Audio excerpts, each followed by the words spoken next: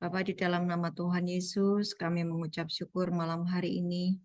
Kami diselimuti dengan sukacita dan damai sejahtera yang melampaui segala akal dan pikiran kami. Terima kasih Tuhan, bahwa Engkau terus mengajari kami untuk berhubung dengan Engkau saja, bukan atas segala sesuatu yang ada di bumi ini. Tuhan, bahwa Engkau menciptakan kami sebagai agen kerajaan surga, dan seluruh kehidupan kami Engkau yang mengcovernya. Terima kasih Tuhan. Nah, hari ini kami mau belajar tentang uang. Buatlah kami cerdas, buatlah kami mengerti, buatlah kami paham, dan buatlah semua cetakan dunia, semua pola pikir yang terlanjur membentuk pola pikir kami, dihancurkan di dalam nama Tuhan Yesus. Semua pola pikir yang terlanjur dibentuk oleh dunia dan membuat kami sulit untuk memahami apa yang Kau mau Tuhan. Hari ini semua pola pikir dari dunia ini kami patahkan, kami hancurkan.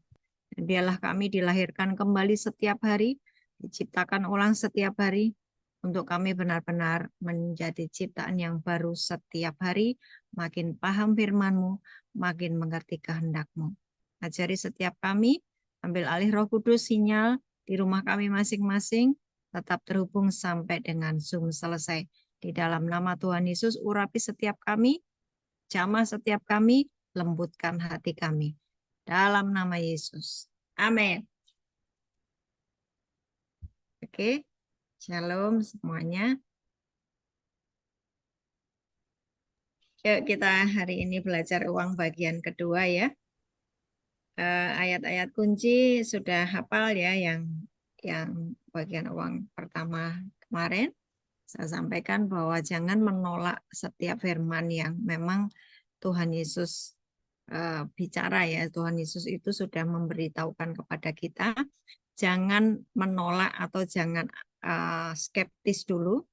Tapi renungkanlah itu, karena saya merenungkannya, saya mengerjakannya, dan saya mengalaminya. Oke? Yuk, hari ini saya mengulang di Matius 6 ayat 24 ya. Apa itu? Kita tidak boleh punya dua tuan, Mamon dan Tuhan. Tuhan dan Mamon. Kenapa sih? Itu dua tuan loh ini. Ini sama-sama tuan. Mamon dan Tuhan itu sama-sama tuan. Ya kan? Nah, si ini nih, duit ini, duit, mari datanglah ya, ini duit ini. Dia itu punya frekuensi, ya. Duit itu punya frekuensi. Frekuensi yang ditimbulkannya adalah apa? Ketakutan dan kekhawatiran. Karena di balik duit ini ada spirit, ya kan?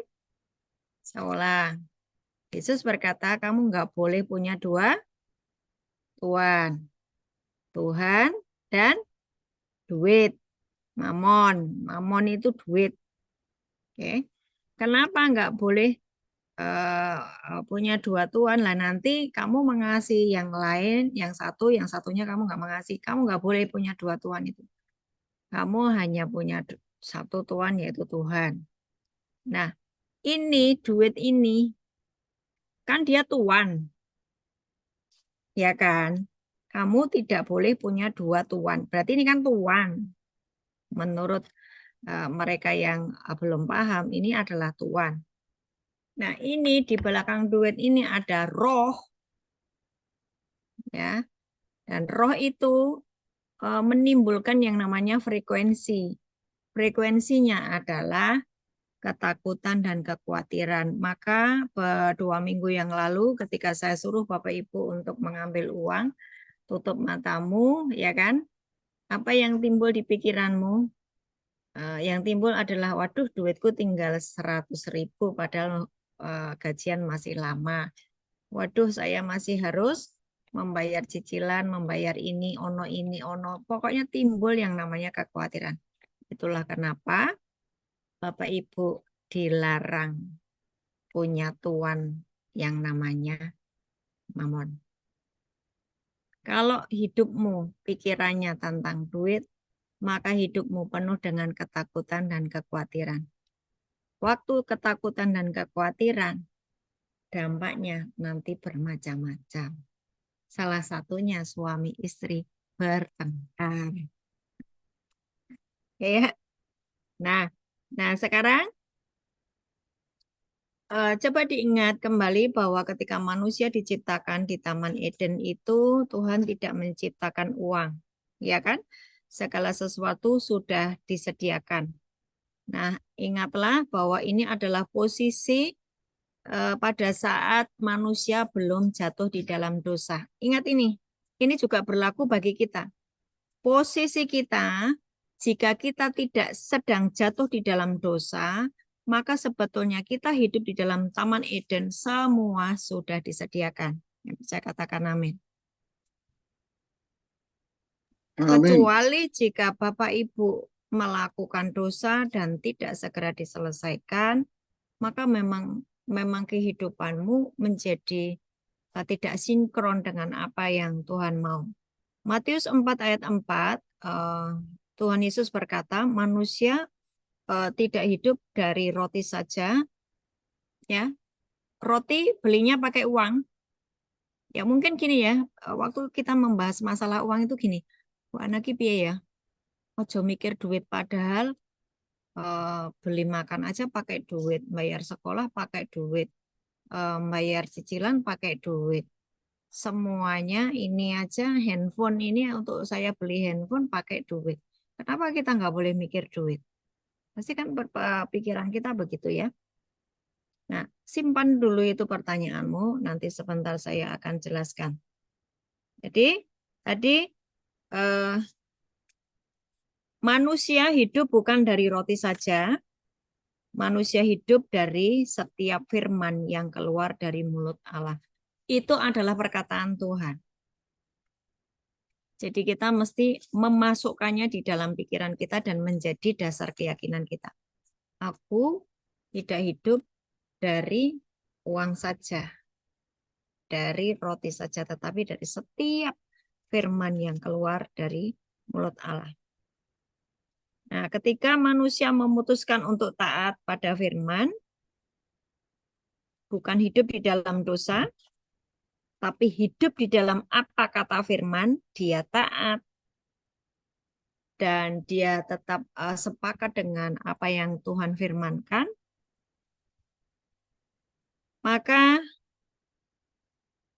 akan berlaku seperti kejadian di Taman Eden sebelum manusia jatuh di dalam dosa.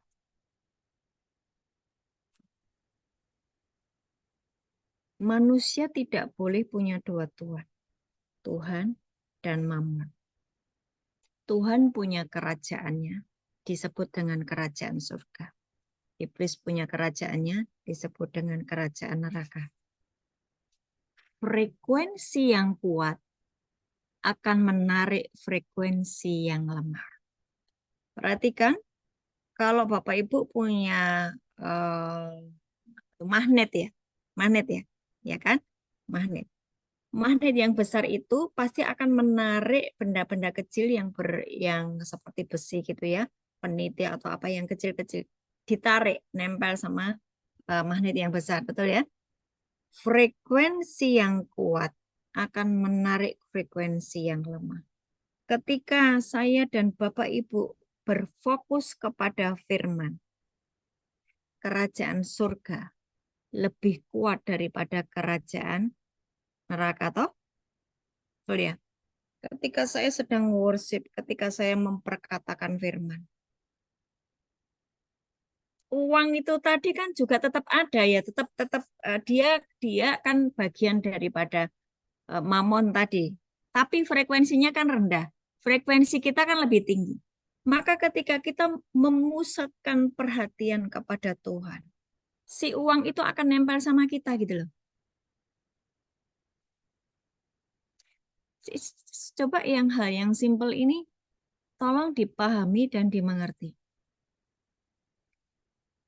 Makanya waktu kita ini fokusnya kepada duit, ya kan?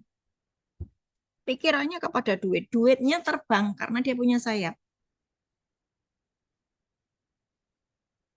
Sementara Tuhan berkata di Matius 6 ayat 33, carilah dahulu kerajaan surga dan kebenarannya. Carilah dahulu kerajaan surga dan kebenarannya. Carilah dahulu kerajaan surga dan kebenarannya. Kebenarannya itu apa? Firman. Firman. Firman. Kerajaan surga itu tentang apa? Tentang damai sejahtera, sukacita. Aku hidup di dalam kebenaran. Itu menjadi kekuatanmu. Dari kerajaan surga itu nanti akan menyedot seperti magnet duit-duit itu tadi. Karena dia posisinya hanya sebagai budak. Tuan kita adalah Tuhan. Masuk akal enggak? Tapi begitu engkau berfokus kepada duit, duitmu mabur, duitnya mabur terbang. Karena dia memiliki ketika seseorang itu fokusnya kepada duit, dia memancarkan frekuensi negatif. Sementara engkau itu adalah anak-anak Allah. Anak-anak Allah yang mana habitatnya adalah kerajaan surga, kerajaan Allah. Bisa dipahami?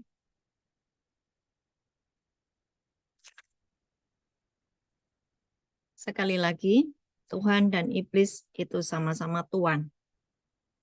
Frekuensi Tuhan lebih kuat daripada frekuensi iblis. Betul dong? Ya kan? Ya jelas dong. Oke. Itulah kenapa orang-orang yang kuat di dalam firman, uangnya banyak. Itulah kenapa orang-orang yang ngerti firman, orang-orang hidup di dalam firman, uangnya banyak. Justru mereka orang-orang yang diberkati. Paham ya? Tapi orang-orang yang penuh dengan kekhawatiran, pikirannya tentang duit, justru semakin dia berpikir tentang duit, justru semakin dia susah di dalam hal tentang keuangan.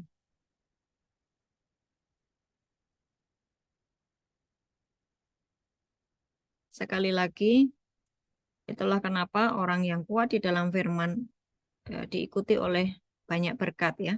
Karena dia berada pada frekuensinya Tuhan, uang akan ketarik mengikuti kita yang penuh firman. Nah, kalau kita hidup terhubung dengan Tuhan, kita mengikuti apa yang menjadi agenda Tuhan atas hidup kita menjadi satu dengan mimpi Tuhan, kita menjadi satu dengan mimpi Tuhan, menjadi satu dengan visi Tuhan. Engkau tahu untuk apa engkau diciptakan. Dan engkau mengerami mimpinya Tuhan. Engkau itu ngerti Tuhan itu punya mimpi atas hidupmu. Contohnya gini, contohnya Abraham. Contohnya Abraham. Abraham itu kan dari penyembah berhala. Tuhan punya mimpi atas Abraham. Tuhan punya visi atas Abraham. Dan Tuhan mengikuti apa kata Abraham. Pada waktu itu Abraham tidak mengerti apa-apa, tapi dia mau mengikuti Tuhan. Mau mengikuti mimpi dan visinya Tuhan. Abraham, kamu akan memiliki banyak anak, keturunanmu akan seperti bintang di atas dan pasir di bawah, dan kamu akan menjadi orang yang sangat termasyur. Itu mimpinya Tuhan. Bagi Bapak Ibu yang mau mengadopsi mimpinya Tuhan atas hidupmu sendiri, maka sebetulnya engkau hidup di dalam penyediaan Tuhan.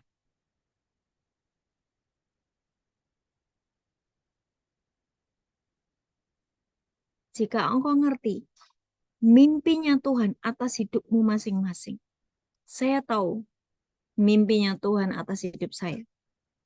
Ketika saya paham visinya Tuhan atas hidup saya, disitulah saya mulai mengalami yang namanya financial freedom. Saya dimerdekakan dari yang namanya keuangan. Fokus saya adalah melakukan kehendak Tuhan, bagaimana menyenangkan hati Tuhan. Saya nggak mikir lagi tentang uang. Tapi setiap hari saya deklarasikan firman, saya melayani jiwa-jiwa. Saya melayani jiwa-jiwa, saya melayani siapa yang bisa saya layani. untuk mereka terhubung dengan Tuhan,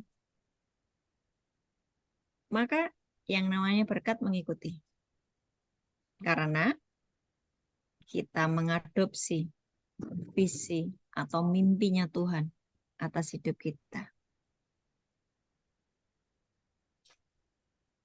Segala kebutuhan sehari-hari, segala apapun yang kita gumulkan untuk kehidupan sehari-hari. Maka Yesus itu berkata, carilah dahulu kerajaan surga dan kebenarannya, maka semua akan ditambahkan kepadamu.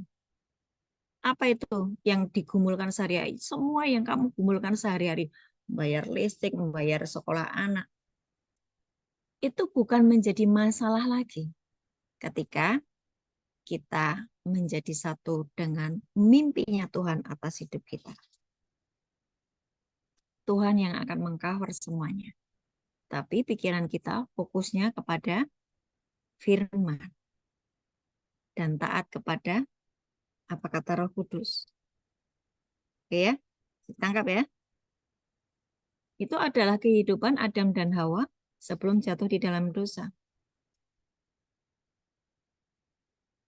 Nah, sekali lagi, kecuali kita mengeraskan hati dengan kesombongan, kemarahan, tidak bisa mengampuni, engkau sedang keluar dari mimpi Tuhan atas hidupmu. Engkau sedang keluar dari Taman Eden itu. Makanya engkau perlu bergumul untuk masalah kehidupanmu sehari-hari.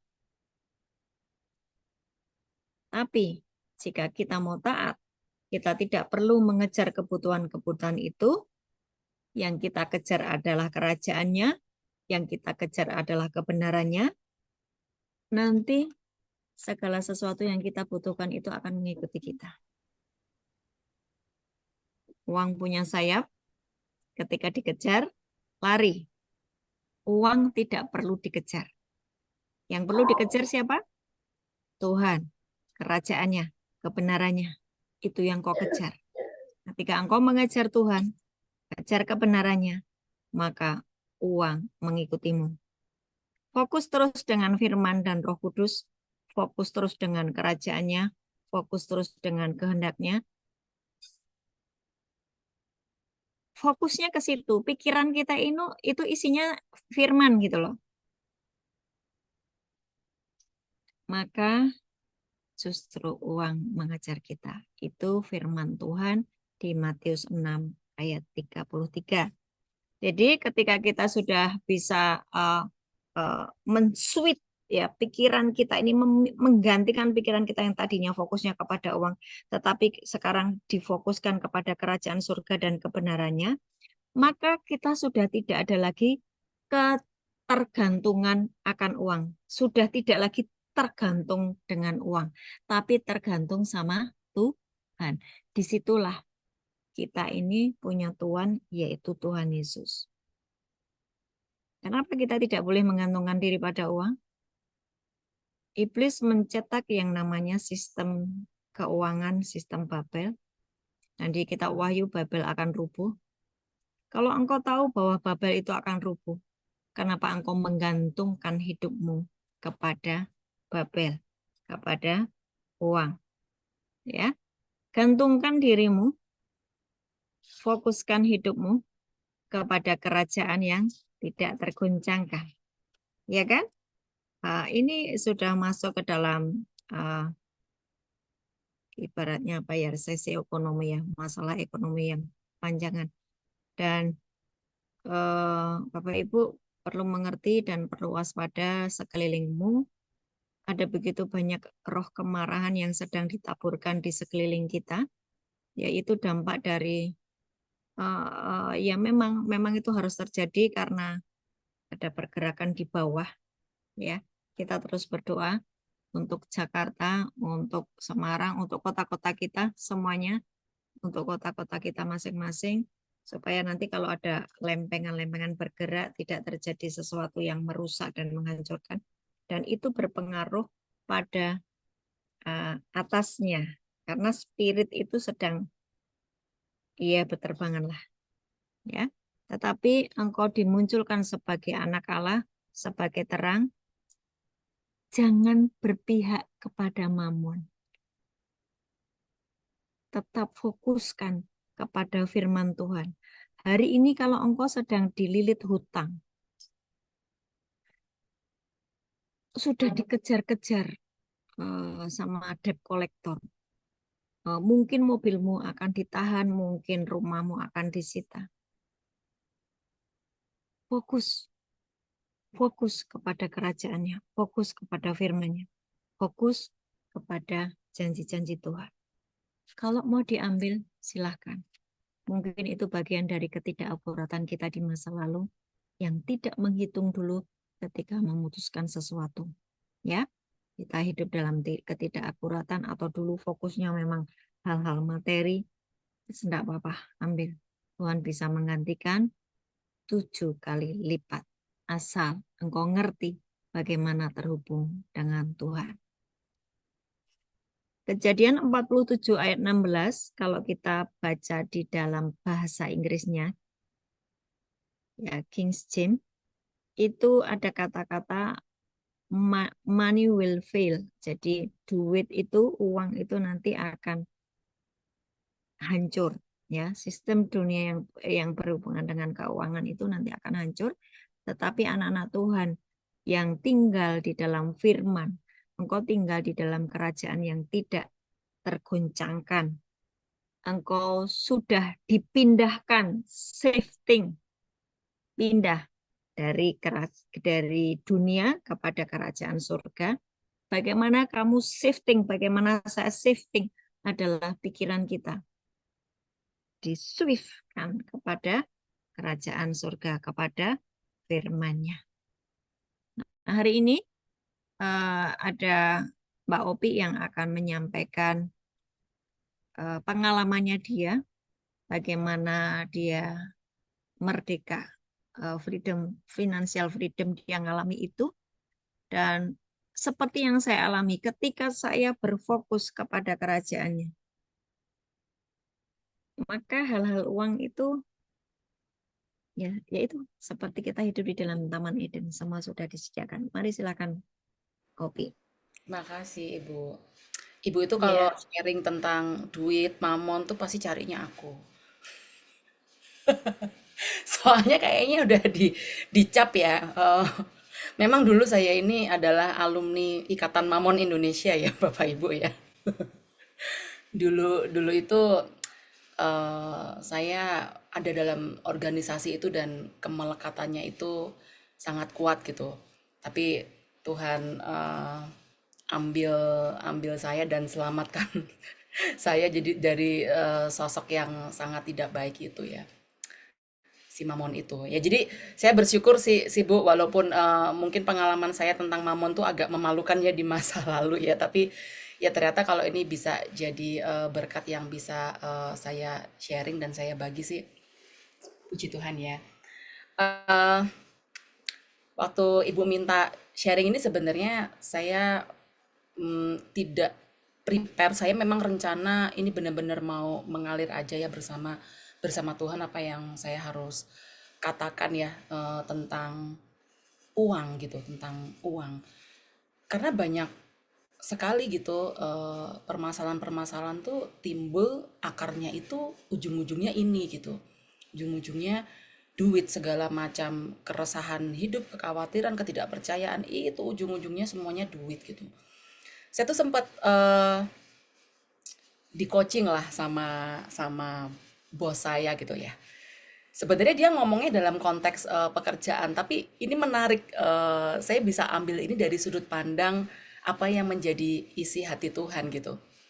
Intinya waktu itu bos saya tuh bilang, kalian ini ya nggak ngerti apa bank ini nih gede banget gitu. Kenapa sih kalian cari prospekan di luar sana? Di sini tuh kita tuh bener-bener banyak kalau mau cari nasabah, cari debitur gitu-gitu. Yang ada kalian cari di luar sana, ibaratnya kalian tuh kayak keluar makan di tempat sampah, makanya sakit tipes. Saya tuh langsung link gitu loh kepala saya. Kayak lagi enggak di suasana kantor jadinya. Oh iya ya. Akar selama ini kita tuh selalu merasa miskin tanda kutip ya. Enggak punya duit. nggak cukup duitnya. Itu tuh karena kita tidak percaya kalau kita itu anak raja. Kayak apa sih? Emang iya ya? Emang bener ya? Masa timbul skeptisme seperti itu? Padahal yang tadi Bu Ana bilang, kita tuh anak raja. Itu sungguh-sungguh, itu sungguh-sungguh saya rasain. Mungkin kalau cerita panjang kali lebar jadinya nggak cukup ya semalam. Tapi yes, bener kita anak raja. Dan anak raja itu makannya di dalam kerajaan, di tempat makan yang proper, tidak makan dan tidak cari makan di tempat sampah.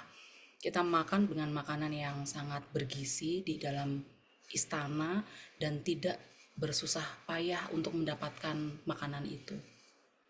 Jadi itu harus benar-benar kita eh, imani sebelum kita mengalami. Atau kalau sungguh sulit merasa kita itu anak raja, paksa diri kita buat percaya kita tuh anak raja. Maka kalau anak raja nggak akan gembel, nggak akan merasa khawatir gitu. Eh, Bapak Ibu coba kita flashback ke masa lalu kita zaman SD ya. Kita punya papa ya, pasti ya. Punya bapak ya, punya bapak ibu ya. Eh, Mungkin kalau yang ada figur orang tuanya kurang baik, anggap kita dalam keadaan baik-baik dulu gitu. Pernah nggak waktu kecil kita nanya, "Pah, duit di dompet ada berapa? Di rekening papa ada duit berapa?" Anak TK pernah nggak nanya kayak gitu? Nggak pernah nanya kan? Karena begitu percayanya itu loh, bahwa papanya itu pasti akan ya mencukupkan dia. Dia nggak mikir belanjaan bulanan itu nanti papanya cukup apa enggak ngeluarin duit di dompet. Apa dompetnya papanya itu isinya cukup buat ngebiayain dia sekolah. Nggak pernah mikir. Nah, sebenarnya kemurnian seperti itu yang Tuhan inginkan. Sungguh-sungguh percaya pada penyediaan dia yang akan mencukupkan kita gitu. Karena kan eh gini ya, saya tuh pernah pernah lagi ini nih, lagi break bentar dari pekerjaan gitu ya. Saya merem gitu kan, tiba-tiba muncul suatu pertanyaan, seberapa besar aku? Tapi saya nggak boleh buru-buru jawab. Saya diminta untuk pikirin dulu tentang jawaban seberapa besar aku. Terus kemudian ketika saya sudah siap menjawab pertanyaan itu saya dalam keadaan sebenarnya secara dunia saya sedang tidak baik-baik aja. Tapi ada pertanyaan keluar seperti itu, seberapa besar aku? Maksudnya seberapa besar Tuhan? Dan ketika mulut saya bicara, Tuhan, Engkau sungguh besar, melebihi dari segala sesuatu yang kubayangkan. Engkau sungguh besar Tuhan, mengatasi langit, mengatasi bumi dan seisinya. Bahwa Engkau sungguh besar Tuhan yang akan mengatasi apa yang tidak dapat kuselesaikan hari ini. Dan sungguh Bapak Ibu, Tuhan selesaikan itu semua. Jadi ketika ketika saya mengucapkan itu, yang tadi Bu Ana bilang tentang mengerami firman ya Bu, mengerami firman. Itu saya belum secara realita, saya belum mengalami itu. Tapi jiwa saya sudah saya set untuk saya menerima bukti atas apa yang belum saya lihat. Persis seperti definisi iman yang Paulus bilang di Ibrani 11 ayat 1. Saya belum terima secara akal budi, tapi jiwa saya dan pikiran saya dan hati saya sudah saya set untuk saya terima itu. Karena saya percaya Tuhan itu besar, mengatasi langit. Kalau langit diatasi, masalah saya terlebih lagi itu kecil buat Tuhan. Dan kalau saya anak raja, saya akan baik-baik aja. Gitu. Dan saya pernah mikir-mikir lagi ya. orang yang nggak mau ambil bagian untuk percaya, untuk beriman, itu sebenarnya orang yang paling tidak berlogika. Kenapa? Gini, kalau orang mau percaya ya, mau percaya. Ini kita nggak ngomong firman dulu deh, nggak ngomong firman dulu. Kalau kalau begitu susah percaya sama firman ya, saya mau ngomong dari sisi logika dulu. Orang mau percaya itu kan sebenarnya cuman ada dua hal, terjadi sama nggak terjadi. Punya kesempatan 50% terjadi dan 50% nggak terjadi. Berarti kan sebenarnya lebih baik percaya daripada tidak sama sekali. Karena kalau kita percaya, kita punya kesempatan 50% itu terjadi. Dan kalau firman Tuhan itu cuma ya dan amin, sebenarnya kalau kita mau percaya, itu 100% terjadi. Jadi kalau orang nggak mau percaya, itu sebenarnya ya karena pikirannya lagi ada sesuatu yang menghalangi dia untuk percaya dengan Tuhan. Karena sebenarnya dia punya chance untuk nggak ngomong firman firman dulu itu 50% terjadi. Tapi kan takut kan kecewa kalau Tuhan nggak sediakan. Takut kan kalau berharap ternyata Tuhan nggak kabulkan. Takut kan untuk di PHP-in sama Tuhan. Karena nggak kenal isi hati Tuhan itu seperti apa yang sebenarnya ingin banget buat memberkati anak-anaknya. Sangat sangat ingin buat memberkati anaknya, tapi dia tuh nunggu timing yang bener-bener pas gitu. Ibaratnya kayak bukan ibaratnya sih. Sebenarnya kayak cerita tentang mujizat multiplikasi ya, multiplikasi yang itu famous banget kan tentang 5 roti dan 2 ikan. Tapi kalau lagi dalam keadaan kita tidak terkoneksi dengan Tuhan, itu akan tampak seperti cerita sekolah minggu yang menjadi seperti dongeng dan informasi gitu. Ah, itu kan anak kecil, itu kan cerita sekolah minggu. Padahal sebenarnya di situ Tuhan ajarkan begitu banyak banyak eh, banyak hal detail ya tentang mujizat 5 roti dan 2 ikan yang menjadi banyak banyak itu. Pertama, kalau kita cuman punya 5 roti dan 2 ikan, Tuhan ajarkan apa? Untuk taruh di tangan dan kepala itu tengadah ke atas. Tengadah-tengadah ke atas itu kan sebenarnya maknanya yang tadi Ibu sampaikan. Mata kita itu tertuju sama Tuhan, bukan lagi sama limitasi yang ada di depan mata kita. Dan di situ ucapkan syukur, dan kemudian Tuhan akan mengolah 5 roti dan 2 ikan itu menjadi berlipat-lipat. Dan 5 roti dan 2 ikan itu nggak cuma bicara soal uang ya Bapak Ibu. Soal waktu yang mungkin kok nggak punya banyak. Uang salah satunya, makanan itu saya udah alamin itu hampir setiap hari gitu. Mungkin kekuatan juga kok nggak punya seberapa, tapi di tangan Tuhan itu bisa berlipat ganda asal wajah kita itu tidak tunduk pada limitasi yang ada di tangan kita itu. Tapi tengadah ke atas, ucapkan syukur, dan Bapak akan melipat gandakan sesuatu yang ada di tangan kita. Asal tujuan kita itu bukan pelipat gandaannya, tapi sungguh-sungguh mengerjakan apa yang Tuhan mau gitu. Yang Tuhan mau itu kan sebenarnya memberi makan 5.000 orang itu. Yang dia mau itu bukan pada banyaknya 5 roti dan 2 ikan itu loh. Jangan jangan meleset ya pengertiannya ya. Tapi yang Tuhan mau itu begitu rindu dianya untuk memberkati orang-orang itu gitu. Bukan pada pelipat gandaan atas ikan dan rotinya itu sendiri. Artinya apa? Kalau kita fokus pada visinya Tuhan yang tadi Ibu bilang itu segala sesuatu akan Tuhan cukupkan. 12 bakul sisanya itu akan kita dapat gitu. Mungkin kita akan kehilangan 5.000-nya yang Tuhan. Artinya kalau kita diberi berkat nih, jangan dipek sendiri gitu. Kasih ke orang yang emang Tuhan mau. Dan kita tuh akan bawa loh 12 keranjang sisanya yang kita nggak akan duga-duga itu gitu. Ya, jadi kalau sepaket tadi ya balik lagi kalau kita adalah anak raja, ya SOP kita, sifat kita, visi kita itu harus sama kayak apa yang raja mau gitu. Raja itu kan, kalau raja yang ini ya, raja yang bener ya maksudnya, itu kan nggak pernah memperkaya diri sendiri, Bapak Ibu. Ya dia sudah merasa cukup gitu, dia nggak akan ngerasa kurang, maunya ngasih aja terus, bagi yang ini cukup nggak ya, wilayah situ cukup nggak ya, ini ada yang kurang nih, harus segera nutup gap di situ, kasih gitu, nggak eman.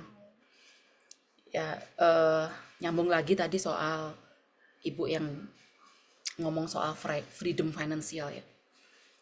Kapan freedom financial itu terjadi? Orang kan kalau di dunia itu kan, aku mau freedom financial, aku mau investasi di saham, obligasi, yang returnnya segini, nanti akhirnya akan membiayai hidupku yang jumlahnya segini. Kalau saya mau bilang, financial freedom itu akan terjadi ketika pikiran kita atau kita sama sekali nggak mikir duit. Bisa nggak? Bisa. Saat pikiran kita nggak mikir duit, di situ financial freedom ada. Saat pikiran kita itu hanya fokus pada relasi kita dengan Bapa, di situ financial freedom itu terjadi. Artinya apa? Kalau relasi ini udah kita dapat, ya kita mau minta apa aja dalam nama Tuhan, segala sesuatu itu ada gitu. Hitungan obligasi pasar saham itu bisa meleset, Bapak Ibu. Ukuran bunga deposito juga bisa meleset kalau inflasinya lebih gede. Nggak akan ada return yang paling gede kecuali kita mau coba investasi dengan beriman dan percaya sama penyediaan Tuhan. Nggak ada yang lain. Saya udah coba hitung gini ya.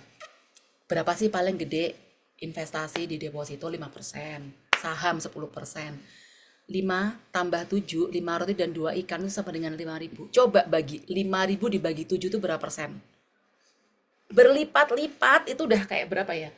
Mungkin ribuan persen. Nggak ada instrumen investasi apapun di dunia ini yang returnnya itu segede 5.000 dibagi 7 tadi tuh. Nggak ada. Itu aja sisa 12 keranjang, saya nggak hitung. Jadi berinvestasilah pada relasi kita sama Tuhan, itu nggak akan pernah merugikan apapun. Yang ada kita untung, gitu. Yang ada kita untung, nggak ada ruginya. Jadi, ayo kita bukan belajar ya. Ayo percaya, benar-benar percaya. Mungkin percayanya awalnya segini, Tuhan sediakan, nanti naik lagi kayak yang aku ingat Bapak pernah cerita itu ya. Itu memang bener tuh, nambah terus. Tapi asal kita mau percaya dulu. Dan saat percaya itu secara dunia kita belum mendapat. Tapi nanti ketika Tuhan sediakan, nambah lagi level percayanya. Itu saya ingat banget, saya nempel nih. Eh, Tuhan bawa saya pada suatu perjalanan sebenarnya yang awalnya saya begitu terikat gitu dengan mamon, sampai akhirnya ada titik di mana apa yang ibu ucapkan tadi itu terjadi. Ternyata bisa ya, nggak mikir duit, sama sekali nggak mikir, zero. Mungkin ada yang bilang, kamu ngomong kayak gitu sekarang karena keadaanmu baik-baik aja kan. Mungkin Bu Ana kali-kali boleh bersaksi ya. Sebenarnya keadaan saya juga bukan yang terus saya tuh miliarder gitu, punya duit ratusan juta itu tuh enggak gitu ya. Tapi saya begitu percaya bahwa Tuhan akan cukupkan dan saya nggak perlu pikirkan itu. Dan benar gitu, saya pernah gitu ya dalam posisi sebenarnya, ini saat ini loh, bukan kayak cerita 5 tahun yang lalu, nggak loh ya.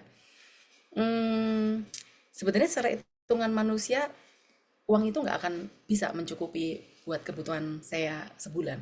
Karena waktu itu memang ada pengeluaran yang saya harus keluarkan, karena saya harus ya saya diinstruksikan untuk memberi memberi ke seseorang lah gitu. Tapi secara ajaibnya itu tadi, karena saking nggak mikirnya, Tuhan tuh bisa sediakan kayak misal, bisa loh selama seminggu berturut-turut saya tuh diajak makan siang orang terus gitu. Dan malamnya juga banyak hal yang Tuhan sediakan lah. Jadi Taman Eden tuh sungguh ada Bapak Ibu, nggak ada pergumulan gitu. Meskipun secara dunia kita mungkin limit gitu ya, tapi masih ada 5 roti dan 2 ikan yang bisa kita multiplikasi di hadapan Tuhan. Saya mau cerita sebelum benar-benar bebas ini. Kopi sinyal.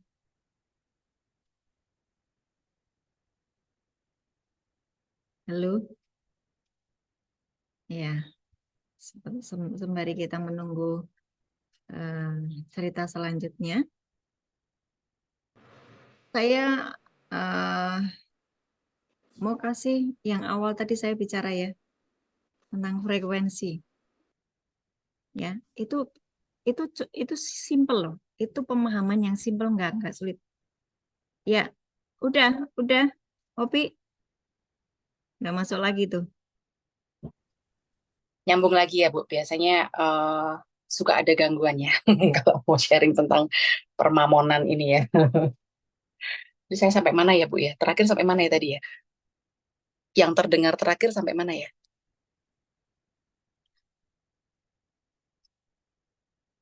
Ya, eh, sebelum mengalami ini, terdengar ya suara saya ya by the way ya, dengar ya.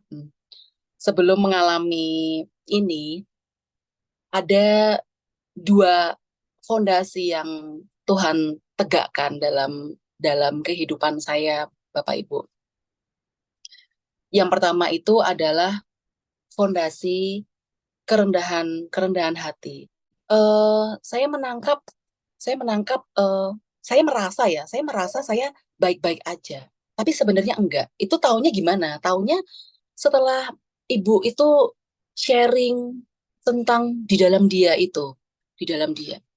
Itu pada saat ibu sharing tentang di dalam dia itu, saya merasa ini nggak biasa-biasanya. Ini saya kayak saya lagi dikejar sesuatu gitu ya, yang saya harus beresin gitu loh, yang saya harus bongkar bongkar total gitu. Karena saya tuh ngerasa saya baik-baik aja, saya doa, saya baca firman, saya juga nggak absen ke gereja, tapi no, ada yang Tuhan Tuhan ingin celikkan lagi gitu. Kayak saya tuh nggak merasa semudah itu buat di dalam dia. Kalau orang lain bilang, yang penting di dalam dia. Tapi buat saya kok nggak gampang ya waktu itu ya. Jadi saya terusik waktu itu sebenarnya. Dan ternyata setelah saya mencari-cari itu ada apa di dalam diri saya yang belum sampai buat di dalam dia, karena di dalam dia kan ada penyediaan, di dalam dia tidak ada kekhawatiran apapun, di dalam dia ada segala sesuatunya yang Tuhan sediakan. Tapi kenapa waktu itu saya kayak dikejar dikejar perasaan, kamu belum di situ gitu loh, kamu belum belum masuk, kamu masih in and out gitu. Nah, saya akhirnya sampai berapa ya waktu itu ya, 3 bulan. 3 bulan itu saya sungguh-sungguh cari tahu, karena rasanya sampai dikejar gitu. Bukan yang kayak, oh ya Bu Ana khotbah, oh ya aku renungkan, nggak gitu. Tapi kayak, ini apa ya? Kayak ada sesuatu yang saya belum beresin gitu di hadapan Tuhan. Dan ternyata saya masih sombong. Bukan sombong soal materi gitu ya. Bukan sombong soal apa-apa. Tapi ternyata memang ada akar-akar halus, yaitu berupa kesombongan yang Tuhan nggak pengen itu ada gitu. Karena dengan kerendahan hati itu ternyata Tuhan mau bentuk saya lagi gitu. Dan saya baru tahu ujungnya kenapa gitu ya. Karena dia bilang sendiri kan, aku akan memahkotai orang yang rendah hati gitu. Jadi saya sadar betul ternyata pada saat itu kenapa saya belum financial freedom amat yang dibilang Bu Ana tadi, ada sedikit mungkin khawatir gitu ya. Ya karena ini ada sesuatu kesombongan yang saya belum beresin gitu. Ada kerendah hatian yang ternyata Tuhan minta saya belum kerjakan. Dan ternyata setelah saya renungkan lagi, Tuhan Yesus juga memulai pelayanannya dengan dia berpuasa 40 hari di padang gurun. Artinya memang sebelum kita mengerjakan sesuatu di luar itu harus dimulai dengan kerendahan hati itu. Ini maaf ya, jadi agak melenceng ke kerendahan hati, tapi karena memang fondasi ini waktu itu Tuhan kejar, Tuhan tegakkan dalam hidup saya sebelum saya benar-benar mengalami financial freedom ini terjadi. Terus yang kedua adalah fondasi miskin di hadapan Tuhan. Fondasi miskin ini sebenarnya bicara apa? Kalau kita selalu merasa miskin di hadapan Tuhan, pasti kita akan cari tahu Tuhan mau apa lagi yang saya belum bisa penuhi, karena saya merasa saya belum cukup buat memuaskan hatimu. Jadi setiap hari, setiap saat itu, ini apa nih yang belum pas, belum beres. Kita akan terus cari kalau kita selalu merasa miskin.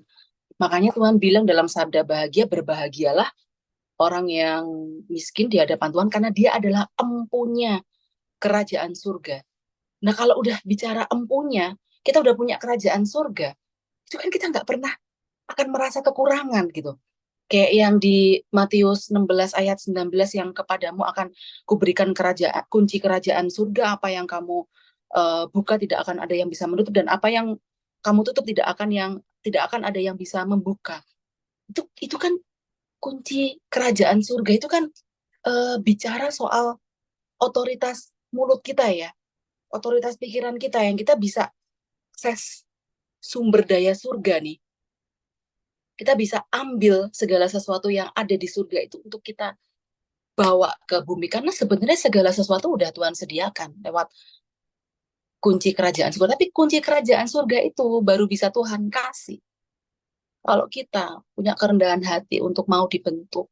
Kalau kita selalu merasa miskin di hadapan Tuhan, untuk nggak pernah merasa puas kalau saya itu sekarang ini cukup untuk merasa pantas di hadapan Tuhan, akan terus mencari. Dan saya rasakan betul kunci kerajaan surga ini amazing banget, firman ini buat kita rame, ini word buat kita rame Bapak Ibu. Karena kalau kita baca di terjemahan bahasa Inggris ya, saya bacain dikit ya yang di bahasa Inggris ya. Kan kalau bahasa Indonesia, kepadamu akan kuberikan kunci kerajaan surga, apa yang kau ikat di dunia akan terikat di dunia, dan apa yang kau lepaskan di dunia ini akan terlepas di surga.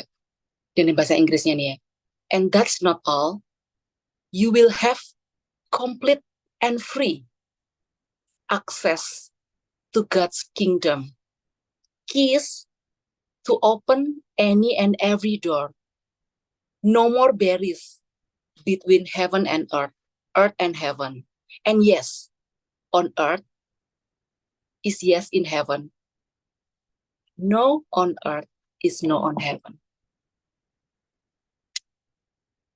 Jadi saya tutup sharing saya dengan itu, Bapak Ibu. Kiranya apa yang Tuhan sudah sediakan jangan kita sia-siakan begitu aja. Karena itu sebenarnya kita bisa akses setiap saat, setiap waktu, asal kita mau investasi relasi kita yang semakin dalam dengan Tuhan. Artinya apa? Kita mau sevisi dengan Tuhan, nggak punya visi pribadi sendiri. Kita udah kayak orang itu kayak rebah, mau digotong kemana-mana, terserah Tuhan. Ini Tuhan hidupku, ini Tuhan apapun yang kau kehendaki, silahkan berbuat apapun yang kau mau. Di situ sebenarnya financial freedom terjadi.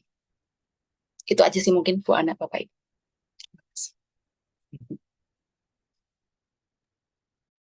Ya, proses ya. Buat Bapak Ibu yang belum mengalami seperti yang dialami oleh Mbak Uki, memang itu proses. Dan untuk mengubah mental, ya ini kan mental loh, bicara mental. Ya, perubahan mental, perubahan paradigma cara berpikir.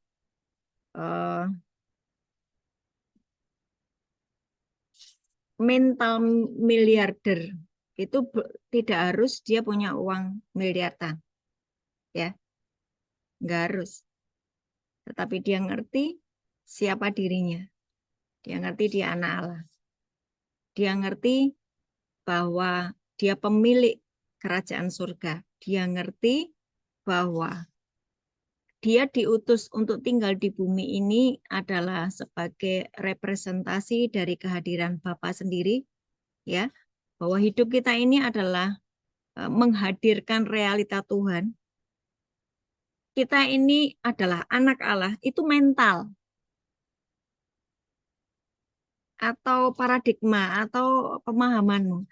Tapi ini menjadi sulit karena memang 2 Korintus 4 ayat 4 itu sudah ngomong kayak gini loh. Ini orang-orang yang tidak percaya, yang pikirannya telah dibutakan oleh ilah zaman ini. Lagi-lagi dia membutakan. Ini loh, ini loh, ini loh, ini loh. Yang merah-merah ini. Membutakan pikiran kita. Sehingga untuk mempercayai firman, untuk mempercayai setiap perkataan Tuhan itu menjadi sulit. Ya, 2 Korintus 4 ayat 4. Orang-orang yang tidak percaya, yang pikirannya telah dibutakan oleh ilah zaman ini, sehingga mereka tidak melihat cahaya Injil tentang kemuliaan Kristus yang adalah gambaran Allah. Banyak orang tidak bisa mempercayai bahwa namanya orang hidup kok nggak boleh mikirin duit. Gimana cara memenuhi kebutuhan sehari-hari? Lah itu namanya sudah mentalnya udah keblokir. Ya, mentalnya sudah keblokir dan teramat sangat disayangkan, dan dia sampai nanti menjelang meninggal pun dia tidak akan bisa mengalami yang namanya financial freedom. Coba Bapak Ibu baca di Mazmur 8 ayat 5 sampai dengan 7. Mazmur 8 ayat 5 sampai dengan 7. Apakah manusia sehingga engkau mengingatnya? Apakah anak manusia sehingga engkau mengindahkannya? Namun engkau telah membuatnya hampir sama seperti Allah dan telah memahkotainya dengan kemuliaan dan hormat. Engkau membuat dia berkuasa di atas buatan tanganmu. Segala-galanya telah kau letakkan di bawah kakinya. Kakinya itu kaki kita loh. Kakinya kan bukan kaki huruf besar toh. Kakinya kaki kita. Engkau membuat dia berkuasa atas buatan tanganmu. Segala-galanya telah kau letakkan di bawah kakinya.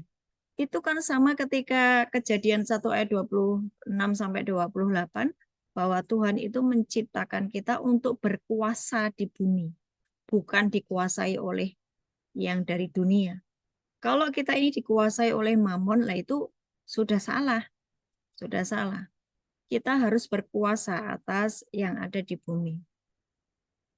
Seperti Bapak Ibu menghirup oksigen hari ini, kan Bapak Ibu gratis saja toh? Betul kan? Nggak bayar. Tinggal menghirup aja, ini oksigen loh, ini pemberian Tuhan. Seperti itulah sebetulnya seharusnya uang. Menurut persepsi kita yang sudah diselamatkan, sudah dibaharui, sudah dilahirkan kembali, sudah menjadi ciptaan yang baru. Seperti engkau menghirup oksigen, demikian juga dengan uang. Engkau butuh uang sudah ada. Nah, ini mentalnya belum diperbaiki ya sulit. Karena sudah kadang dicetak ngomong doang. Hidup itu ya butuh uang. Kok kau suruh mikirin kerajaan surga, gimana kerajaan surga aja nggak kelihatan. Nah gitu kan. Ya sudah, monggo. Silahkan hidup dengan cara berpikirnya sendiri. Tetapi saya lebih memilih untuk memakai paradigma dari kerajaan surga, tinggal di dalam kerajaan yang tidak tergoncangkan. Orang sudah tahu Babel itu akan diruntuhkan, kok engkau tetap ada tinggal di Babel. Betul nggak? Betul nggak? Babel itu mau diruntuhkan loh. Nah ini aja sekarang sudah rubuh semuanya. Kenapa masih terus bergantung kepada uang? Bergantunglah kepada kerajaan yang tidak tergoncangkan. Engkau harus memusatkan pikiran kita kepada kerajaannya dan kebenarannya. Maka semuanya akan ditambahkan. Dulu waktu Bapak Ibu membaca ayat itu, Matius 6 ayat 33, carilah dahulu kerajaan surga dan kebenarannya, maka semuanya akan ditambahkan kepadamu. Itu menjadi ayat yang aneh ya kan? Biasa aja gitu. Oh, apa sih ya kerajaan surga dan kebenarannya? Semuanya akan ditambahkan kepadamu. Tapi jika itu hari ini kita renungkan, itulah kunci untuk engkau bisa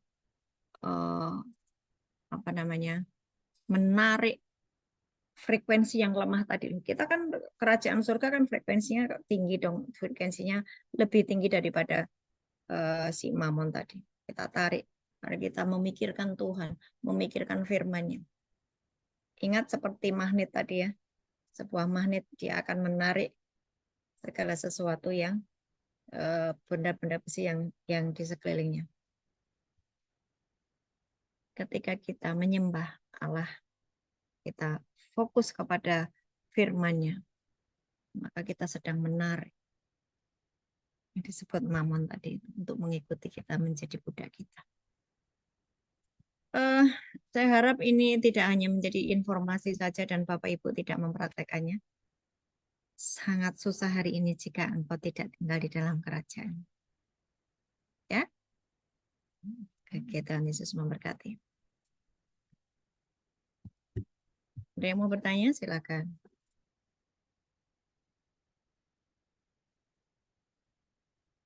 Ada yang mau bertanya? 2 minggu yang lalu saya cerita ya, bahwa ini bisa mendengar suara kita. Ya, betul nggak? Maka saya berkata, uang, ya kan saya bisa berkata kepada uang, harus ada di saat aku membutuhkan karena aku harus membayar ini, aku harus memberi lapas ini, aku harus memberi makan lapas sana, kamu harus ada. Ya, dia bisa mendengar. Uang itu mendengar. Uang itu mendengar dan uang itu punya frekuensi.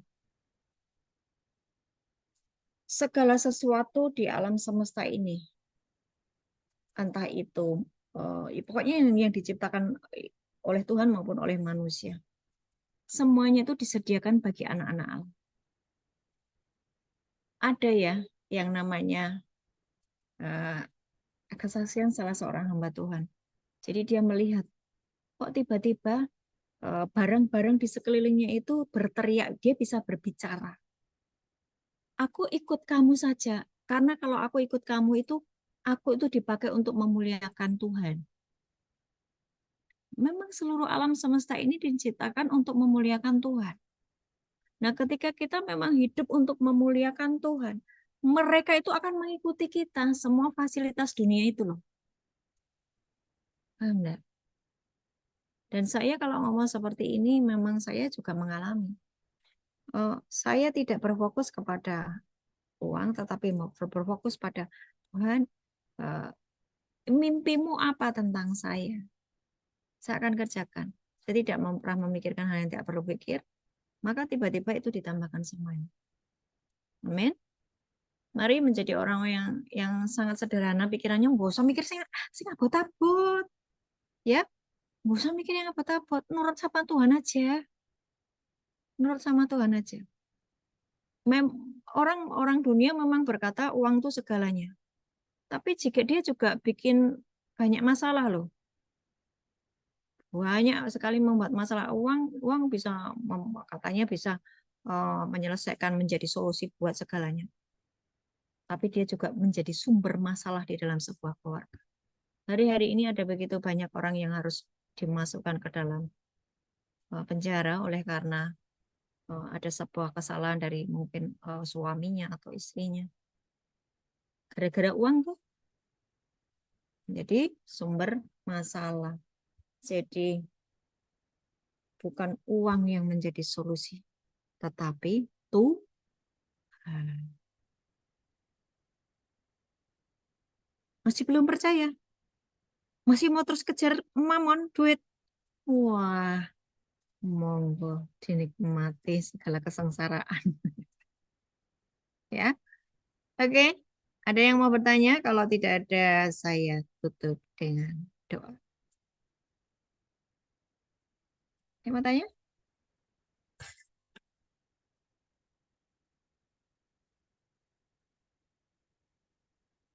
Atau mau nambahi? Silakan yang mau menambahi. Atau mau kesaksian?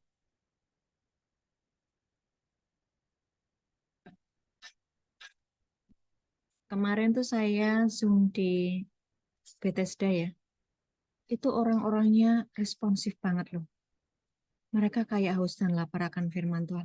Bapak Ibu KKS sudah bosan dengan firman kah? Kenapa engkau begitu diam? Ini kemarin ya Mbak Novi ya. Kemarin itu kita Zoom dengan Bethesda ya. Itu mereka antusias, angkat tangan semuanya, semuanya peserta. Saya Bu, saya mau bertanya, saya mau gini gini gini. Ini ya ampun Tuhan Yesus KKS. Mungkin sudah terlalu bosan dengan firman ya. Enggak lah, Bu, enggak bosen. Nah, terus kenapa banyak diam? Mungkin lagi merenung, Bu, merenung. Bu, tapi ini ya, tadi tuh saya tuh tiba-tiba pandangan mata saya tuh ke arah background background kita nih. Kadang-kadang kita kita tuh sering menyebut diri kita KKS, tapi lupa mungkin ya kepanjangannya keluarga kerajaan surga. Padahal sebenarnya ini nama grup ini kan kalau dipanjangin ya keluarga kerajaan surga, bener-bener real kan nggak ada pergumulan di dalam kerajaan surga. Saya mau Iya, buktiin banyak duit itu nggak menjadi solusi. Ada teman saya yang duitnya begitu banyak, tapi dihabiskan untuk berobat. Kayak ke Singapura harus pakai ambulans pesawat. Mau tahu biayanya berapa? Sampai 800 juta. Itu baru perjalanannya. Jadi jangan pernah ingini uang, tapi ingini kata Tuhan aja. Karena uang itu sudah eh, cukup menyesatkan hidup saya lama. Menambahkan itu sih Bu, mungkin Bu. Jangan pernah kita ditipu lah sama uang. Di dalam kerajaan surga, jangan pernah ingini uang, tapi setiap kali kita butuh untuk proyek Bapak, di situ uang ada. Itu makanya ada konsep memperbudak uang, Ibu bilang. Dan itu real. Setiap mulut kita mengucap sesuatu, di mana kita butuh uang pada saat itu, di situ uang tersedia. Mbak Opi, saya mau bertanya, Ya, bagaimana saya ini dikejar-kejar sama tukang penagih hutang ya Mbak toh. Terus dia sudah ketok-ketok pintu ya kan. Terus itu mobil mau diambil. Itu bagaimana ceritanya? Saya harus apa yang harus saya kerjakan? Kan nggak ambillah ada yang mobil, bertanya, saya pura-pura bertanya gitu kan ya. Hah? ambil aja Ya, mobil itu. ya malu lah. Nanti aku nggak punya mobil lagi. Nanti apa kata orang? Tadinya kan aku sudah keren ini naik mobil. Hidup kita tidak tergantung mobil, Ibu. Hidup kita tergantung apa sama apa kata Tuhan. Jadi kalau mobil itu harus diambil, ambillah. Berarti kan dengan melepas mobil itu beban kita berkurang. Belajar berani melepas. Kalau mobil kita dililit hutang, ya udah dijual aja untuk melunasi hutang. Kita naik motor nggak apa-apa, naik bis juga nggak apa-apa, naik ojek juga nggak apa-apa. Rumah terlilit hutang, jual aja. Beli yang lebih kecil, yang lebih sederhana. Ini kan sebenarnya perkara kita mau nggak gitu. Secara dunia mungkin turun standarnya, tapi sebenarnya di hadapan Tuhan kita naik standarnya. Nah, oke, ini bicara mental lagi ya. Saya pernah mengalami yang namanya dihabisi Tuhan. Saya pernah mengalami yang namanya dihabisi dan semua diambil. Karena mentalnya bobrok. Mental saya itu, mental suami saya, mental saya. eh, nggak seperti yang Tuhan mau gitu loh. Sehingga sudah mendapatkan semuanya, diambil semuanya. Apakah saya harus berpura-pura untuk masih tetap kaya? Enggak boleh. Ketika kita masih berpura-pura untuk tetap menjadi kaya, itu proses Tuhan mencetak ulang kita itu jadi lama. Bapak Ibu sendiri yang memperlama proses itu. Betul nggak? Pura-pura kaya.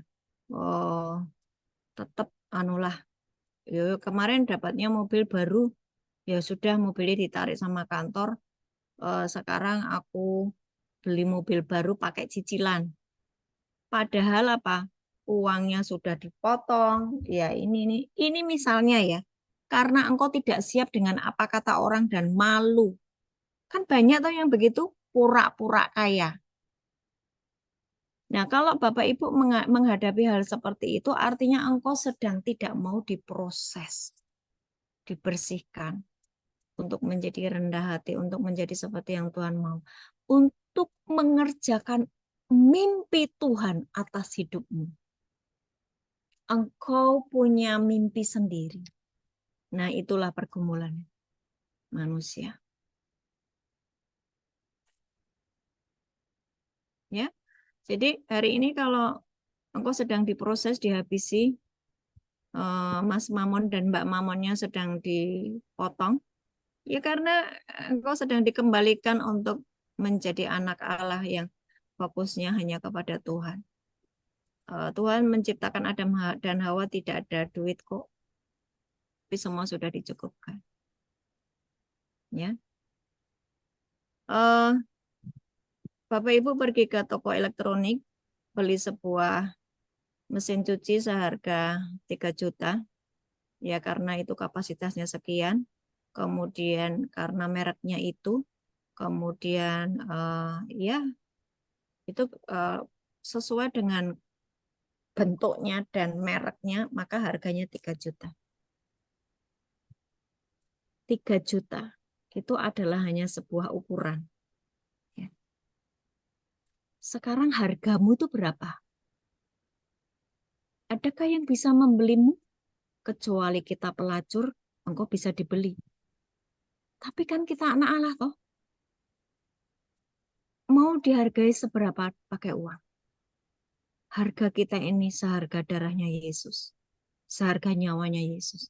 Kok kita masih berpikir dengan mental yang kere gitu ya. Mental manusia yang miskin. Rugi. Kan gini. Kan beberapa waktu yang lalu saya selalu ngomong ya. Apa yang kamu pikirkan itulah hidupmu. Ya kan? Apa yang kamu pikirkan?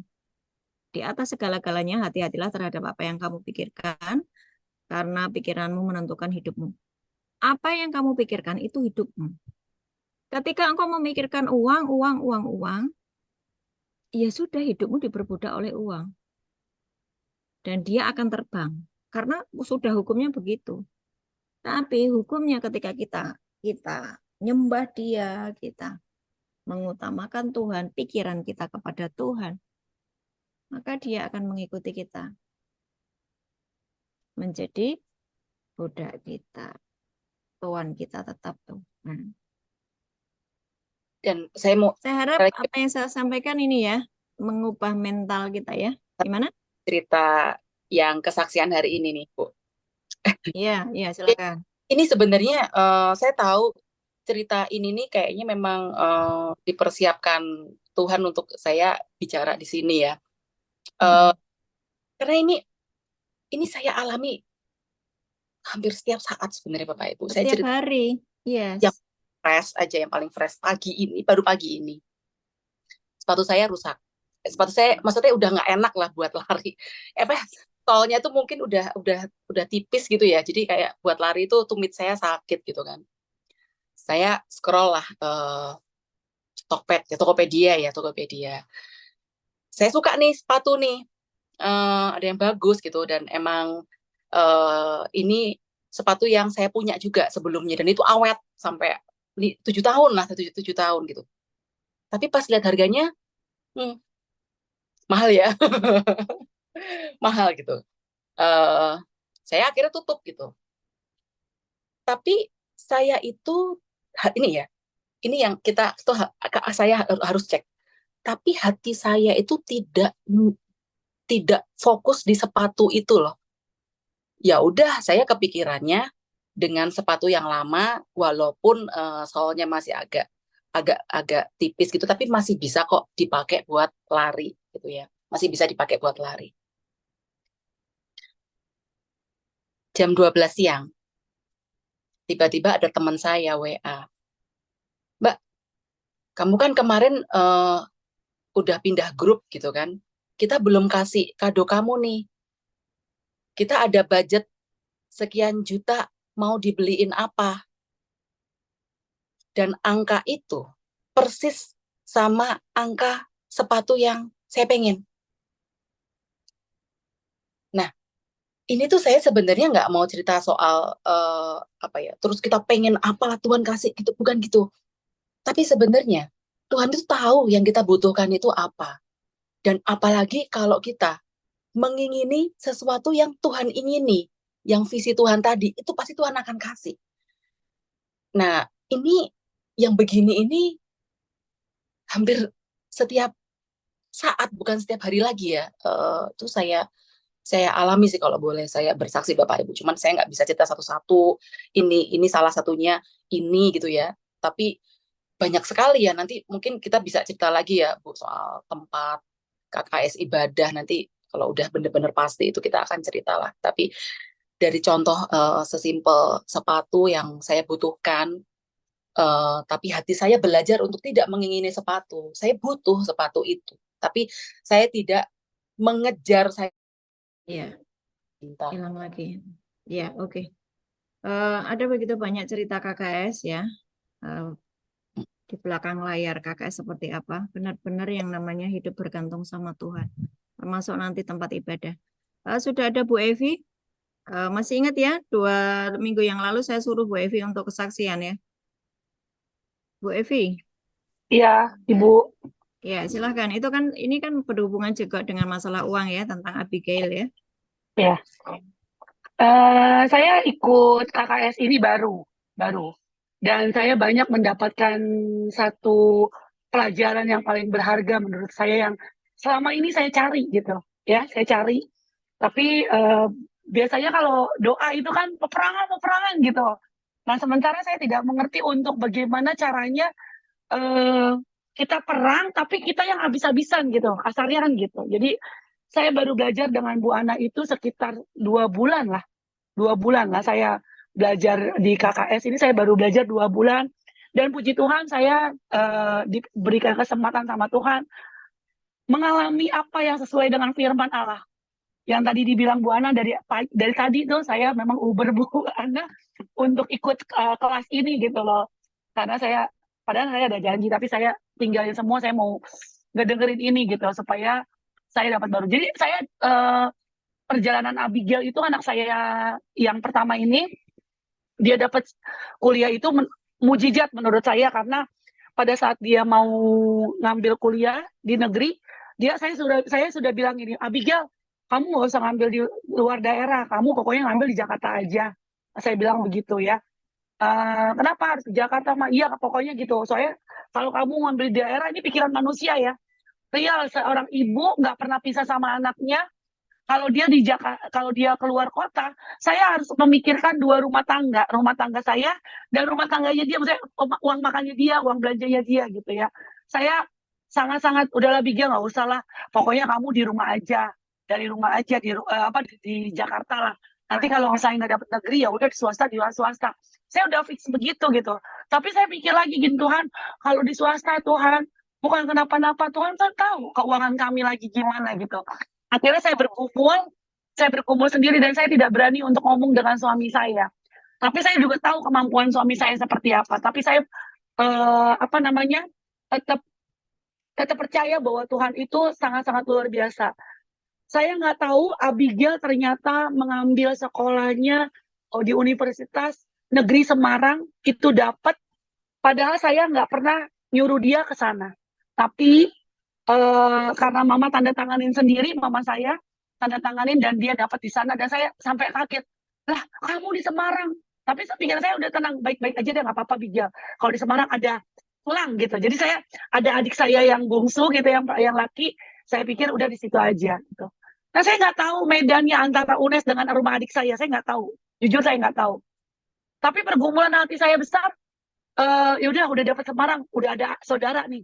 Jadi ibarat kata lumayan nih, nggak ngekos gitu kan. Otak kita ini otak manusia ya, tetap otak manusia.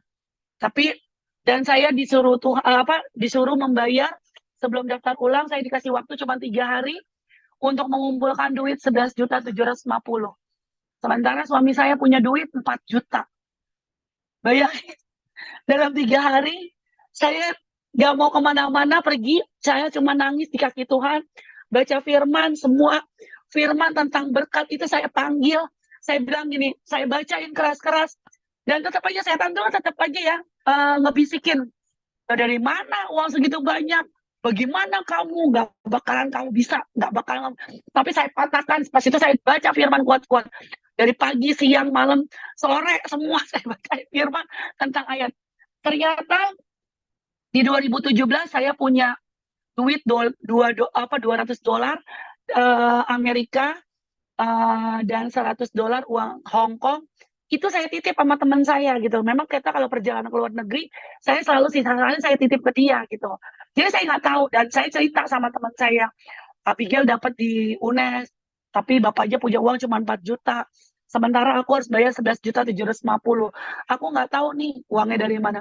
Vi, dia bilang gini, kan kamu punya uang yang kamu titipin sama saya gitu. Dia ngingetin saya. Ah, masa? Kapan? 2017 lo punya uang, udah itu aja ditukar katanya gitu. Akhirnya singkat cerita, uang itu ditukar dan dia menambahin sedikit dan jumlahnya dia kasih sama saya $500 US yang uang saya diambil dan dia dan itu sesuai dengan jumlah yang saya butuhkan 11.750. Jadi semua totalnya 4 juta dan 8 juta itu semua saya dan itu saya dapatkan uang Abigail dan hari itu juga hari Minggu saya tukar, hari Seninnya saya bayar uang kuliah Abigail. Selesailah permasalahan satu. Ya, dalam satu kasus ada 2 mukjizat yang Tuhan berikan. Yang ketiga, pada saat mau berangkat, saya dengar suami saya doa sama Tuhan juga. Karena kami nggak punya mobil, dia doa, Tuhan, saya mau nganterin anak saya, tapi saya nggak punya kendaraan. Nah, temennya suami saya sudah 1 tahun tidak pernah berhubungan, Tuhan kirim. Dia telepon tiba-tiba suami saya menanyakan harga mesin. Ada gak mesin ini gitu. Nah suami saya akhirnya ngomong, bos kira-kira ada kalau sewa-sewa mobil di mana katanya gitu. Akhirnya teman suami saya bilang, oh ada nih yang 250. Emang buat siapa Dan? Katanya. Buat saya bos, anak saya dapat di UNES di Semarang, saya mau nganterin dia. Ngapain kamu pinjam-pinjam katanya. Udah lu tinggal pilih, mau Fortuner ada, mau Kaila boleh, terserah kamu tinggal mana, mau BRV juga ada, terserah kamu tinggal pilih yang mana. Ada 5 mobil yang ditawarkan kepada kami karena kami masih menakar diri kami juga dan mobil akhirnya dipinjemin, suami saya memilih Kalia. Nah kita bawalah Kalia. Nah saya bilang Tuhan, ini uang saya dengan uang suami saya kumpulin untuk berangkat Abigail ada 1.500.000. Tapi saya percaya Tuhan 5 roti dan 2 ikan, sisa 12 keranjang. Kami berangkat ke Semarang menggunakan itu dan semua perjalanan kita ke Semarang sampai saya balik ke Jakarta, Tuhan jamin. Lebih dari situ kita pengeluaran, tapi Tuhan jamin juga. Itu yang keempat, mukjizat yang keempat. Yang kelima, mukjizat yang kelima, saya sudah nggak pernah ketemu teman saya dari 2010 ketemu di Semarang dan kita ngobrol-ngobrol. Akhirnya dia bilang gini, ada kakak saya, kakaknya teman saya itu buka kos-kosan di UNES. Jadi lu nggak usah cari kos-kosan di tempat kakakku aja. Saya pikir ya udah deh, pasti harganya murah gitu. Ya udahlah di situ. Nah, akhirnya kita lihat hari Selasa dan yang kelima mukjizatnya Tuhan kasih Abigail free kamar dengan lengkap fasilitasnya. Itu yang saya mendapatkan mukjizat. Terima kasih buat tim KKS yang membuat saya makin yakin bahwa Tuhan kita tuh sebenarnya di dunia nggak perlu uang, tapi kayak kita dikasih burung, kayak dikirimin burung gagak dan kita tiap hari menerima mana gitu. Terima kasih banyak, saya bersyukur banget Tuhan tuh terlalu baik buat saya dan saya mendapatkan dalam satu kejadian 5 mukjizat yang saya terima. Terima kasih untuk Bu Ana yang selalu mendoakan keluarga kami. Thank you. Ya, masih belum percaya? Mari mulai hari ini mempraktekkan hidup bergantung kepada Tuhan, bukan kepada uang. Oke?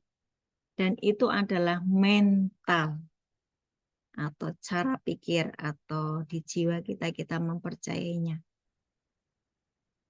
Mulai dipraktekkan mulai dari malam hari ini, ya. semua perkataan Tuhan Yesus tolong diperhatikan dan jadikan itu cara berpikir kita. Dan kalau kita dibilang sudah masuk di dalam Kristus, semua yang kita butuhkan Bapa di surga yang mencukupkan. Tidak perlu pakai hutang. Seperti Bapak Ibu tidak berhutang oksigen hari ini, engkau tinggal menghirupnya. Ada yang berhutang oksigen? Tidak, oksigen diciptakan untuk supaya manusia bisa hidup dan itu pemberian Tuhan. Demikian pula dengan uang. Ya, satu hal bahwa kita hidup bergantung kepada Tuhan, bukan pada dunia ini. Sebab kita tinggal di dalam kerajaan yang tidak tergoncangkan. Sudah? Ada lagi yang mau kesaksian? Thank you, Bu Evi. Lanjut terus. Nanti ke depan masih banyak lagi mujizat yang akan kau alami. Apabila engkau benar-benar selesai dengan dirimu sendiri, selesai dengan kekecewaan, kemarahan, ketidakpercayaan, konflik batin, semua selesai. Masuklah di dalam Kristus, tinggal di dalam Kristus, tinggal mengucapkan firman. Maka yang kita ucapkan terjadi. Demikian pula dengan yang sakit, tinggal mengucapkan firman. Terima kasih di atas kayu salib. Engkau sudah menanggung semua sakit penyakitku, semua dosaku. Hari ini aku membuka pintu gudang surga yang berisi organ-organ tubuh. Aku minta Tuhan organ tubuh yang baru. Ya kan? Apapun itu yang rusak di dalam tubuh kita. Engkau mengalami sakit jantung, paru-paru, ginjal, apapun. Minta sama Tuhan. Tuhan itu sudah menyediakan semuanya. Asal engkau tinggal di dalam Kristus. Yang depresi gimana? Depresi artinya engkau masih di luar Kristus. Tinggal engkau masuk saja di dalam Kristus. Kok bisa Bu depresi itu di luar Kristus? Ya iya. Tidak ada damai sejahtera kan orang depresi. Sementara firman Tuhan Roma 14 ayat 17, kerajaan surga bukan soal makanan dan minuman, tetapi soal kebenaran, damai sejahtera dan sukacita. Oke, mari kita berdoa.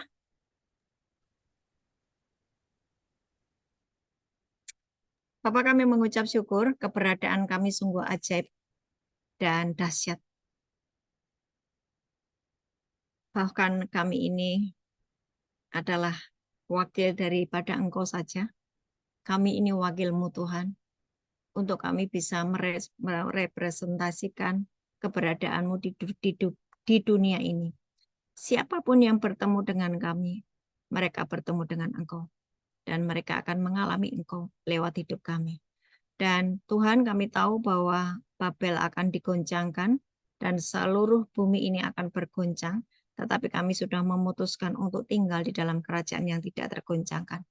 Dan semua mata akan melihat ada perbedaan, ada pembedaan atas kehidupan kami dengan orang-orang di luar sana. Terima kasih Tuhan Yesus, sungguh kehidupan kami sangat mulia dan ajaib. Hari ini Tuhan kami berdoa untuk yang masih sulit untuk mempercayai firman. Masih ada pergumulan di kepalanya tentang memahami firman. Karena mereka sudah dibutakan oleh ilah zaman sekarang. Hari ini Tuhan kami berdoa Tuhan jamah dia. Jamah mereka Tuhan Yesus. Jamah suami kami yang masih terikat dengan mamon. Jamah istri kami yang masih terikat dengan hal-hal duniawi. Jamah Tuhan anak-anak kami yang memberontak. Jamah Tuhan, jamah kami semua dan keluarga kerajaan surga, seluruh umat-Mu di tempat ini masuk ke dalam dunia yang sudah Engkau sediakan. Sebuah kerajaan yang tidak tergoncangkan, kami tinggal di dalamnya dan segala sesuatu sudah disediakan. Kami benar-benar tinggal di dalam Taman Eden. Terima kasih Tuhan Yesus. Biar hari ini Tuhan Engkau memberkati umat-Mu, angkat tangan-Mu terima berkat. Hari ini Tuhan berbicara dengan jelas kepada siapa engkau harus bergantung. Dan biarlah engkau mengingatnya sampai selama-lamanya. Engkau hanya bergantung kepada Tuhan saja. Dan urusan-urusan kehidupan dunia, Bapa mencukupkannya. Ketika engkau mau mengadopsi menjadi satu dengan visi atau mimpi Tuhan atas hidupmu. Dan mimpi Tuhan atas hidupmu adalah engkau menjadi terang, engkau menjadi garam, engkau menjadi dutanya Tuhan sendiri. Itu mimpi Tuhan atas hidupmu. Dan biarlah engkau meresponi hari ini. Meteraikan Tuhan, apapun yang kami tangkap hari ini. Tuhan Yesus Kristus memberkatimu dan melindungimu. Tuhan Yesus Kristus menyinari engkau dengan wajahnya dan memberi engkau kasih karunia. Tuhan Yesus Kristus menghadapkan wajahnya kepadamu dan memberi engkau damai sejahtera. Amin. Amin. Amin. Oke, Tuhan Yesus memberkati. Terima kasih Bu Ana. Tuhan Yesus berkati. Terima kasih Bu Ana semua ya. Jadi Makasih Bu Ana. ya, terima kasih semuanya. Terima kasih Bu. Terima kasih semua.